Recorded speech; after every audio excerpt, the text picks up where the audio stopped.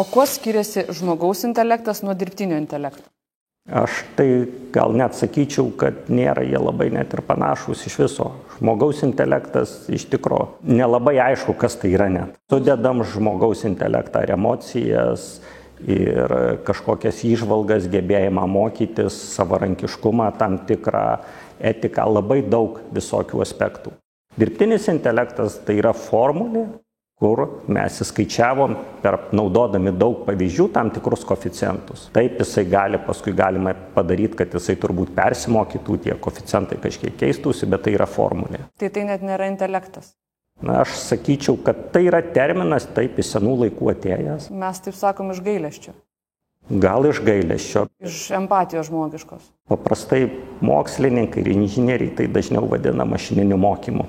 Mašininiu mokymu, ne intelektu. Ne. Bet intelektas šiandien gražiai skamba.